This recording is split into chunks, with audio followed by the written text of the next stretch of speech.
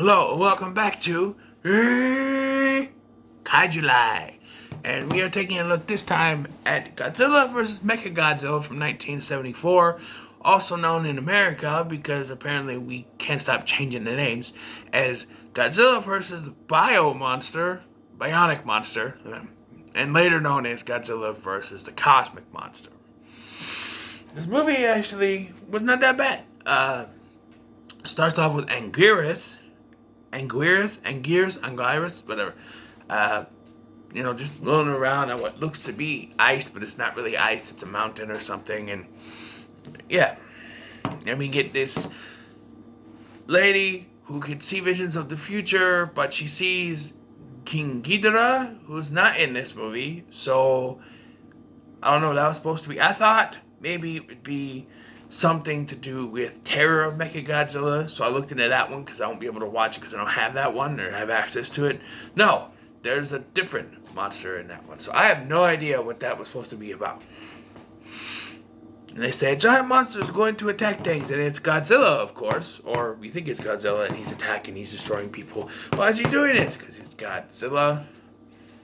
And then he gets in a fight with Anguirus. During the fight, Anguirus takes off some of Godzilla's skin, revealing a metal, endoskeleton like the Terminator. And it's later revealed that it's actually MechaGodzilla, created by a race of ape aliens. One of them looks like Japanese Charles Bronson. And it's funny because I was actually watching Brandon Tenold's review on this. And I was watching it, and I'm like, Japanese Charles Bronson. And then, a few seconds later, he says, it's Japanese Charles Bronson. I'm like, great minds think alike, I guess. But, yes, this movie is actually pretty good. There's another monster, a third one, that's supposed to be the protector of Earth, named Caesar? I don't know. He was at Walmart a while back when I bought this one, and Mothra. But I didn't grab him because I didn't know what he was. Now I wish I did. Also wish that I grabbed the Ghidorah one too. But, yeah. And they find out there's a human subplots in here that don't really mean anything. They're fighting off the aliens. They do kind of help, I don't know. But you want to see the monsters fight. Eventually, I found out you have to sing a song for Caesar to raise him from his hole in a mountain, I guess, and she sings an entire song. It's like 3-minute song, and you're sitting going, "Are you done yet?" Caesar, Caesar, Caesar. She doesn't stop. I'm like, wake up already, man. Let's go. And he gets in there and he helps. When he does amounts to butt kisses, by the way. The real Godzilla shows up and has the fight with him, and this other Godzilla gets the aliens and stuff. It's a pretty cool fight scene, all three of them together and stuff like that. It's not bad. It's actually pretty cool. The design of Caesar is like a dog-type creature, I would say. It's supposed to be gold, yellow, gold, whatever you say. Not bad design. Godzilla is pretty cool in this too. I'm glad that they didn't bring in Minya, because I know he was a thing during the 70s era of Godzilla movies, and I'm glad he wasn't in here. I haven't seen Godzilla's Revenge, so maybe he died in that one. But you have Godzilla, and he's fighting off Stone Cold Steve Austin. No, this is MechaGodzilla, I guess, and Stone Cold Steve Austin. Anyway, can you imagine that? What? What? I can't understand a damn thing you say, you mealy mouth bastard. Why don't you speak up, you son of a bitch? What?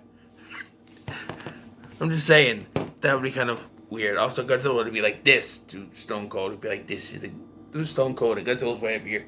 I'm just saying, this movie was fun to watch. Like most stuff with the humans, I don't get it. I just don't get it. People who watch the new Godzilla movies say, oh, they focus too much on the humans, and we don't get enough of the monster fights. Yes, Godzilla 2014 is the worst culprit of this, but they changed it throughout the franchise, right? Godzilla King of Monsters, Godzilla vs. Kong. But one of the biggest complaints about Godzilla King of the Monsters was, oh, there's too much focus on the humans still. Watch a Japanese Godzilla film. They have focus on the humans. It's not just monsters fighting. You need some kind of story on how the humans, while they're fighting up there, the humans are fighting down here, and they're fighting these monkey-like aliens. Yeah, you shoot them and they turn into green monkey things. They're in control of MechaGodzilla, which they didn't use. Spoiler alert, sort of. They didn't use this for Kong versus Godzilla. And when I do review that movie, I have a way that they could have worked that in without being like, maybe they thought it was too campy because of alien stuff, but they could have worked that in some way. We'll get to that, but eventually down the road. But yeah, this movie was pretty good. I do think some of the better ones. Once I get done with this, I'm gonna do a ranking, not all of them, but just my top 10 favorite ones that I watched. Because I could, but I feel like just ranking the top 10 would be better, and just giving you, these are the 10 that I liked. You know what I mean? This will probably be one of them. Same thing with King Kong vs. Godzilla, I think might be in there. I don't know yet. I haven't watched a bunch of the other ones yet. I do know another one that's coming up. It's the next one that's coming up that I will have on the list because I really enjoyed this movie. First time I watched it, it ended and I went, fuck yeah! And that is Godzilla vs. King Ghidorah from the Heisei era of Godzilla films. That's our next film we're going to check out. This is a short one, but you know what? These are short little ones. Godzilla movies, I have a feeling that until we get to 98, there won't be a lot for me to go through with these. They're very simple. You know, Japanese people doing something, Godzilla shows up, another monster shows up, there's fights. More Japanese people doing something, more fights, and there's really not a lot to talk about with these films. And that's, you know, I find it a little bit easy to cover these, I guess. I was a little nervous on how I was going to do that, but I do find it a little bit easy to cover these because there's not much going on with the humans, you know what I mean?